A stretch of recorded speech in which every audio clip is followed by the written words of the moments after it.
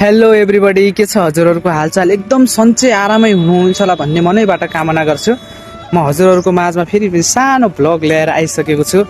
अब यो हिजोको बच्चा यस्तो चट्टै उता भन्नु लाग्यो चाहिँ नभन्नु होला। मनका पीडाहरू मलाई पनि पोख्ने अधिकार छ, के गर्ने गाइस। सबैले मनका पीडाहरू सुनिँदैनन्।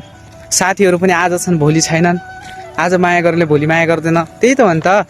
त्यही भएर अब देखाउनलाई केही छैन। यस्तो चट्ट गाउँतिर हो, यो धेरै अर्काको यताउता पनि देखाइदिनु राम्रो कुरा होइन। अब मेरो शब्द नै हो सबै थोक।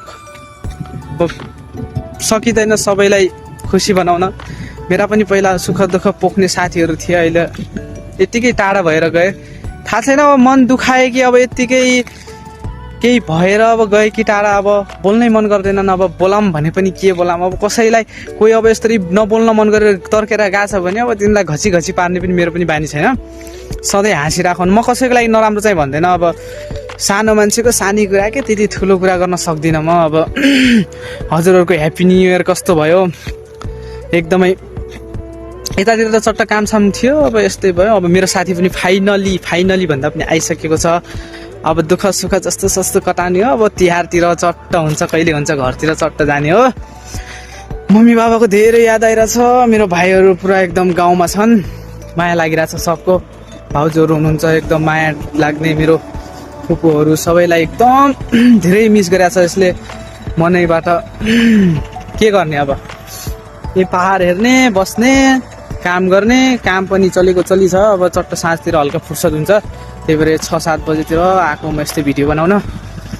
अब भन्नलाई त त्यस्तो खास कुरा केही छैन, तर मनको पीडा सबैलाई नसुनाउनु होला। त्यही हो, मनको पीडा सुनाउनु भयो भने तपाईँ कमजोर पर्नुहुन्छ। त्यही हो, मेरो साथीहरू मनको पीडा मनमै राखेर बरु मनमै मर्न दिने। अर्कालाई सुनाए पनि कमजोर सोच्छन् के, कमजोर सोच्दो रहेछन्। मैले धेरै भोगेको कुराहरू हो।